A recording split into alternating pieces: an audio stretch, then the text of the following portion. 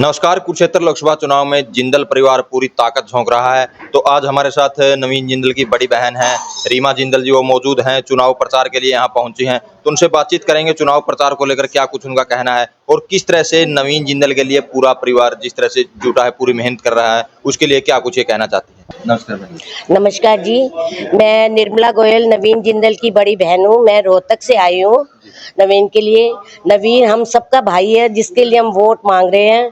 मैं जहाँ भी जाती हूँ बहुत अच्छा रिस्पांस, मेरी बहनें भाई सब आते हैं, सब मुझे यही बोलते हैं नवीन जिंदल तो 100% जीतेंगे, आपको कुछ करने की जरूरत नहीं है। मगर हम लोग सब मिलके खूब मेहनत कर रहे हैं कि नवीन जीतेगा तो अपने मोदी जी का हाथ भी बहुत स्ट्रॉन्ग होएगा, ताकि आप सबको पता है मोदी जी ने क्या क्या अपने देश के लिए किया है। आज एक हिंदू होने के नाते जो राम मंदिर हमारे भारत में बना, हम तो तड़पते रह जाते। 500 साल से लोग ऋषि मुनि इतना तपस्या कर रहे थे कि राम मंदिर बने। ये मोदी जी की हिम्मत है जो उन्होंने करा। मोदी जी का हाथ मजबूत करने के लिए नवीन को जिताना बहुत जरूरी है और हम सब कमल के फूल पे निशान लगा के नवीन को जिताएंगे ताकि मोदी जी का हाथ मजबूत हो। तो आप कितने दिन से लगे हुए हो, आज कहाँ? मैं तो रोहतक से आती रहती हूँ क्योंकि रोहतक में अरविंद शर्मा जी भी अपने ही हैं, क्योंकि मेरे हस्बैंड रोहतक से मेयर हैं, ताकि वो 2 दिन यहाँ रहते हैं, 2 दिन रोहतक का करते हैं। तो अभी हम लोग कल आए थे और कल तक है यहाँ पर, फिर वहाँ रोहतक का देखेंगे। तो सब बहनें भाई सब कर रहे हैं, कोई कैथल, कोई कल मेरा पुंडरी में था, कभी कैथल, कभी कुरुक्षेत्र, कभी इधर शाहबाद। सब बहन भाई सबका अलग अलग लगा हुआ है। तो बहन जी, जैसे कई दिन से आप लगे हुए, किस तरह का रिस्पांस, किस तरह का फीडबैक है? बहुत बढ़िया। सब मतलब सब यही कहते हैं, कोई एक भी हमें तो ये कहने वाला मिला ही नहीं कि नवीन हारेगा। सब यही बोल रहे हैं कि नवीन तो 100% जीतेगा जीतेगा। हम लोग बल्कि अपने आदमी को बोलते हैं जहाँ अपनी वोट नहीं है वहां लेके चलो ना तुम लोग।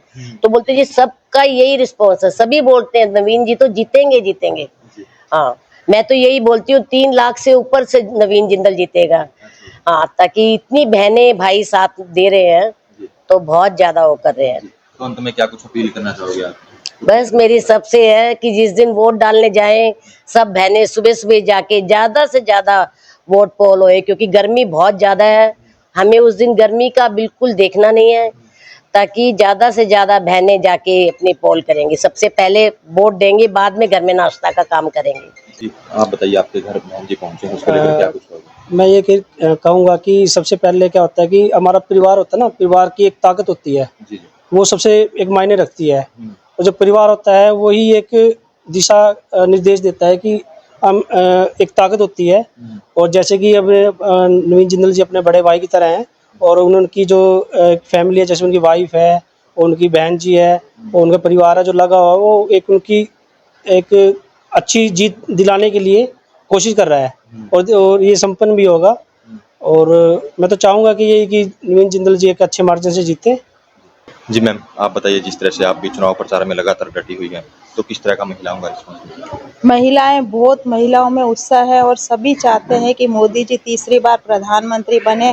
और नवीन जी को भी कौन नहीं जानता, पहले वो रह चुके हैं, सभी उनको जानते हैं। तो सभी का यही मत है कि हम नवीन जी को ही वोट देंगे और कमल का फूल खिलाने का काम करेंगे। तो कहाँ जा रहे हो आप प्रचार के लिए? हम गांव में भी जा रहे हैं। मैं पाडला मंडल की प्रभारी हूं, तो गांव में भी मेरी ड्यूटी लगी हुई है और आज बहन जी आए हुए हैं तो मैं इनके साथ भी हूँ, निर्मला जी के साथ हूँ। हाँ जी सर साहब, आप बताइए, जिस तरह से नवीन जिंदल का जो प्रचार हो रहा है, उसको लेकर क्या कुछ आप कहना चाहेंगे? देखिए, जीत बिल्कुल निश्चित है और जो हम लगातार काम कर रहे हैं, हम मार्जिन बढ़ाने का काम कर रहे हैं।